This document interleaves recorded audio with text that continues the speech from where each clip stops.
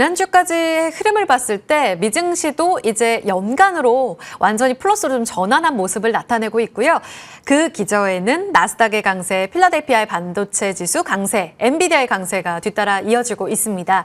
다시 한번 기술주의 시간이 왔을까요? 작년 이맘때 6월, 7월 반도체 랠리가 대단했었거든요. 반년간 쉬었던 반도체 그 시간 안에서 에이직 반도체의 시간까지 좀 앞당겨질 수 있을지 지금 미리 봐야 될 포인트 짚어보겠습니다. 박상욱 신영증권 연구원 나와주셨습니다. 어서 오세요. 안녕하십니까. 오랜만에 나와주셨어요. 네, 맞습니다. 업데이트된 내용들이 많아서 발빠르게 좀 여쭤봐야 될 것 같은데 일단 이번 IB들이 보니까 신정부 출범하고 나서 우리 시장에 대한 긍정적 코멘트를 많이 내놓고 있더라고요. 골드만삭스가 우리 시장 비중 확대로 상향 조정하면서 그 근거 중에 하나로 반도체 꼽았어요. 공감하세요? 이제 제가 감히 이제 외사 증권사 분들이 이렇게 뭐 틀렸다 이렇게 판단할 수 있는 입장은 아닌 것 같고요. 다만 이제 말씀드리고 싶은 점은 제가 보고 있는 뷰와는 조금 다를 수도 있다는 점입니다. 지금 관세, 이제 보편 관세라고 해서 지금 10% 정도가 적용이 되고 있고요. 네. 거의 대부분 나라가 적용이 되고 있고요. 그리고 이제 7월 9일부터는 상호 관세, 각 나라별로 뭐 20%든 30%든 이런 식으로 적용이 될 거고요. 네. 그런데 IT 품목 같은 경우에는 지금 0%입니다. 왜냐면은 IT 품목 같은 경우에는 이제 개별 관세, 품목별 관세를 매기겠다. 다만 이거는 우리가 계산을 한번 해봐야 되니까 그 전까지는 좀 유예다라고 하고 있는 상황이에요. 그래서 이제 지금 스마트폰 업체나 PC 업체들이 2분기에 반도체, 메모리 반도체를 특히 굉장히 많이 사갔습니다. 선주문. 맞습니다. 네. 그래서 이제 DDR4가 이제 일종의 디램이거든요. 예. 그게 연초 대비해서 거의 한 70~80% 정도 가격이 올랐거든요. 2분기에 집중적으로 올랐는데 그게 다 이제 풀린 수요, 선수요 때문에 좀 올랐다고 보고 있고요. 그렇게 되면 사실 하반기에 사실 증액보다는 어떻게 보면은 거의 상반기와 비슷한 수준의 영업이익을 달성할 가능성이 높다. 좀 이렇게 보고 있습니다. 골드만삭스는 하반기에 반도체 섹터 영업이익 증가할 거다라고 봤지만 우리 연구원님께서는 그럴 수도 있으나 지금 반도체 품목별 관세가 명확하게 안 나왔고 그렇기 때문에 이익을 좀 추정하기 좀 어려운 불확실한 국면이다. 이 말씀이신 거죠? 맞습니다. 이거 품목별 관세 언제쯤 나올까요?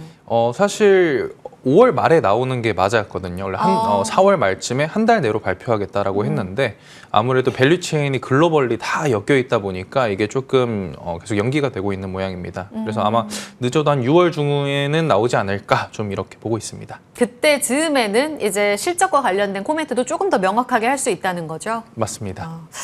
지금 보면 이런 우려감에도 불구하고 엔비디아가 지난주, 지지난주 한 2주 동안 실적 발표하고 쭉 오르니까 SK하이닉스 필두로 해서 게다가 삼성전자까지 기관 외국인 수급 들어가면서 반등하고 있거든요. 추가적으로 우상향 대장주들이 좀 이끌어갈 거로 보세요? 저는 엔비디아는 사실 장기적으로 봤을 때는 굉장히 좋게 보고 있습니다. 왜냐하면 주식은 사실상 밸류에이션 곱하기 이익이거든요. 네. 뭐 밸류에이션 같은 경우에는 예전만큼 막 50배, 60배 주기는 어려워도 뭐 20배에서 30배 사이 정도로 이제 고착화될 것 같고요. 반면 이익 같은 경우에는 AI 시장이 성장하면서 뭐 매년 그래도 한 30% 정도는 오를 것 같아서 이런 측면에서 좀 장기적으로 봤을 때는 엔비디아가 꾸준히 우상향할 거다라 볼 수 있을 것 같습니다. 다만 이제 삼성전자랑 하이닉스 같은 경우에는 메모리 산업 자체가 시클리컬 산업입니다. 네. 이게 장기적으로 봤을 때는 우상향해도 그 중간에 부침이 굉장히 심하거든요. 오를 때도 있고 떨어질 때도 있고 그러다 보니까 만약에 이 셋 중에서 하나를 꼽으라고 하면은 당연히 조금 AI 쪽으로 대부분 다 수혜를 받고 있는 엔비디아가 조금 더 아웃퍼폼 할 거다. 좀 이렇게 말씀드릴 수 있을 것 같습니다. 그러면 엔비디아가 강해서 우리가 IT 투톱이 뒤따라간 거로 보세요? 아니면 지난주까지 외국인 수급 들어온 반도체 대장주의 강세는 어떤 배경이라고 보시는 거예요? 사실 엔비디아 쪽 영향이 좀 컸다라고 보고 있습니다. 투심 따라갔다. 예, 미국 테크 쪽이 다 오르다 보니까 거기에 따라간 영향이 큰 것 같고요. 거기다가 사실 2분기까지는 숫자적으로 굉장히 좋습니다. 말씀드렸다시피 하반기 거를 땡겨오기 때문에 네. 저희가 기존에 보던 2분기 눈높이보다 실제로 더 좋은 숫자가 나올 가능성이 높기 때문에 그런 측면에서도 조금 긍정적으로 보고 계신 게 아닐까 싶습니다. 그렇군요. 그럼 결국 다시 또 돌아가서 일본에서 답을 얻었다시피 개별적으로 반도체 품목 관세가 정해져야 하반기와 관련된 뭐 수요도 책정할 수가 있고 실적도 책정이 되면 그때 개별적으로 한 번 더 IT 투톱을 좀 체크할 수 있다. 일단 엔비디아의 전체 섹터 탑픽을 한 표를 주셨습니다.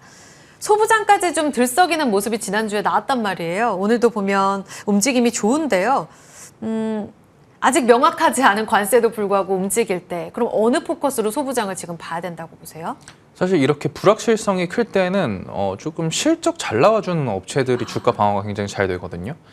그런 측면에서 봤을 때 사실 올해와 내년은 SK 하이닉스 관련 밸류체인 업체들이 조금 아웃퍼폼할 가능성이 높습니다. 왜냐하면은 삼성전자 같은 경우에는 사실 반도체 쪽에 쓰는 자본 지출, 케이펙스라고도 하죠. 이 케이펙스를 올해 같은 경우에 전년과 거의 비슷하게 유지를 하는 반면 하이닉스 같은 경우에는 신규 팹도 증설 예정되어 있어서 올해 거의 한 50에서 60% 정도를 더 늘릴 거거든요. 전년 대비해서. 그렇기 때문에 장비 업체들은 사실 고객사의 케이펙스 실적이 고객사의 케이펙스와 많이 연동됩니다.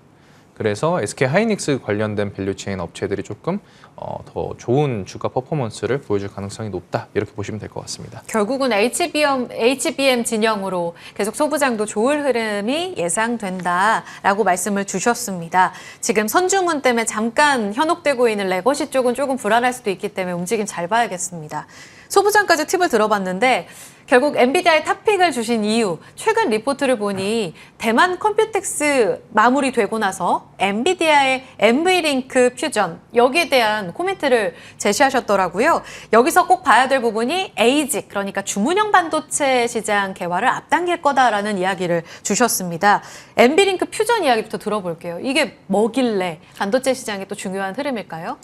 먼저 NV링크라는 기술을 말씀드리자면은 GPU와 CPU 또는 GPU와 GPU 또는 CPU와 CPU 간을 연결시켜주는 인터커넥션 표준이라고 보시면 될 것 같습니다.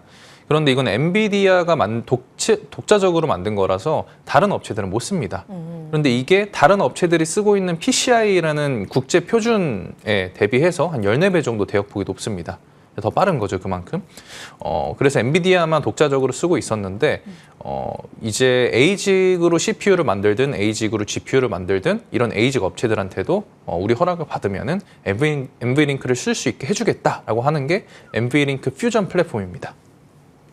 그래서 만약에 이렇게 되면은 사실상 ASIC 칩 시장 개화 시점이 조금 더 앞당겨지는 효과가 분명 발생할 거라고 보고 있어서 저는 그 시점을 내년쯤으로 보고 있습니다. 내년에 이제 본격적으로 시장 개화된다. 이 엔비링크 퓨전 나오기 전에는 ASIC 시장 조금 더 멀리 개화될 거로 보셨었어요, 원래는? 네, 맞습니다. 심지어 올해까지도 사실 ASIC 시장이 거의 좀 주춤하는 숫자적으로 보여주는 단계는 아닙니다. 그래서 작년에는 이제 그 먼 미래의 기대감 때문에 ASIC 업체들 주가가 좋았었고요. 네. 올해 같은 경우에는 이제 그게 숫자로 안 찍히니까 그런 실망감 때문에 연초에 좀 많이 조정을 받았었고요. 지금은 뭐 일부 회복한 상황이지만 이제 전고점 대비해서는 아직도 많이 남은 상태고요.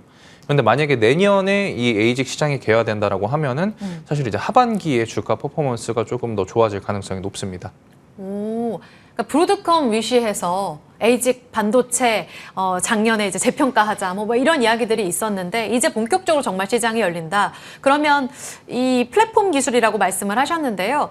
ASIC 반도체 종목들, 칩 종목들의 경쟁이 더 심화되지는 않을지 경쟁사들은 어떻게 좀 대응을 하고 있을까요? 당연히 이쪽 시장은 계속 더 경쟁이 조금 더 심화될 가능성이 높고요. 원래 작년에는 뭐 브로드컴, 마벨 이 두 종목이 대장이었었던 반면 맞아요. 요즘에는 이제 퀄컴이나 미디어텍 같은 경우도 ASIC CPU를 만들겠다라고 하고 있는 상황이라서 네. 이쪽 시장은 계속 경쟁이 심화될 겁니다. 예, 그리고 이제 그 엔비디아를 제외한 나머지 업체들은 엔비디아를 견제하기 위해서 UALink라는 연합을 만들었습니다. 이게 뭐냐면은 뭐예요? 이게 원래 기존에 PCI를 쓰고 있었는데 이게 너무 느리다 보니까 사실 이거는 CPU에 맞춰진 표준이거든요. 그래서 우리가 GPU에 맞춰진 표준을 만들자라고 해서 엔비디아를 제외한 거의 대부분 업체들이 UALink에 소속이 되어 있고요. 그래서 지금 이렇게 두 진영으로 이제 앞으로 조금 나뉘어가지고 좀 경쟁할 가능성이 높다고 보고 있습니다. 그럼 두 플랫폼의 경쟁 구도 안에서 이제 ASIC 반도체 종목들은 조금 더 활발한 성장이 가능할 것이다. 이 맞습니다. 말씀이신 거죠? 네. 국내 관련해서 탑픽 어느 정도로 보세요? 주문형 반도체, 마벨, 브로드컴 움직일 때 아직은 좀 멀었지만 관련한 종목들이 들썩들썩이긴 했었거든요. 실질적인 수혜는 어디예요? 사실 그렇게 많은 업체가 수혜를 보지는 않습니다. 국내에서는 이제 대표적으로 민호공업 칩이 이제 최대 수혜주라고 보고 있고요. 리노공업 같은 경우에는 새로운 칩이 나오면은 거기에 맞춰가지고 테스트 소켓을 커스터마이징해서 팔아야 됩니다. 근데 에이직 같은 경우에는 말씀드렸다시피 많은 업체들이 참가하게 되면은 그만큼 테스트 소켓도 더 필요하기 때문에 이제 리노공업을 최대 수혜주로 보고 있고요. 이제 이 그 다음으로는 사실 수혜 강도가 높은 업체라고 하면은 이제 두산이나 이수페타시스 같은 이런 기판 관련 업체들이 조금 수혜를 볼 수 있을 것으로 보고 있습니다. 왜냐면은 이제 AI 칩 같은 경우에는 기존 저희가 PC나 스마트폰에 쓰는 기판 대비해서 훨씬 더 사이즈가 큽니다. 서버 쪽은. 그래서 이런 쪽들이 늘어나면은 좀 더 고부와 가치 제품을 팔 수 있기 때문에 이수페타와 두산이 그 다음 수혜주로 좀 될 거라고 전망을 하고 있습니다. 에이직 칩 수요가 늘어남에 따라 리노공업, 두산, 그리고 이수페타시스 관련해서 움직임 지켜보자. 아무래도 빅테크 기업들이 이제 맞춤형 칩 가져가려는 움직임이 크기 때문에 지켜봐야 될 종목으로 꼽아주셨습니다. 하반기 반도체 전략으로 마무리 짓겠습니다. 반도체 분위기가 막 살아나는데 아까 관세 이야기를 하셨어요. 결국은 봐야 될 부분일 텐데 어떤 전략에 포커스 맞출까요? 저는 사실 지금 주가 레벨이라고 하면은 네. 사실 뭐 하이닉스 기준으로 말씀드리자면은 12개월 포워드 PBR이 이미 중상단까지 왔습니다. 그러면은 컨벤셔널 쪽이 이제 관세 때문에 조금 불확실한 상황에서는 조금 보수적으로 접근할 필요가 있다라고 보고 있고요. 오히려 관세가 나오고 조정을 받고 나서 그때 접근하는 것도 나쁘진 않을 것 같다. 이렇게 말씀드릴 수 있을 것 같습니다. 타이밍이 중요하겠습니다. 관세 나오면 한 번 더 모실게요. 네. 박상욱 신영증권 연구원과 함께했고요. 같이 물러가겠습니다. 여러분 고맙습니다.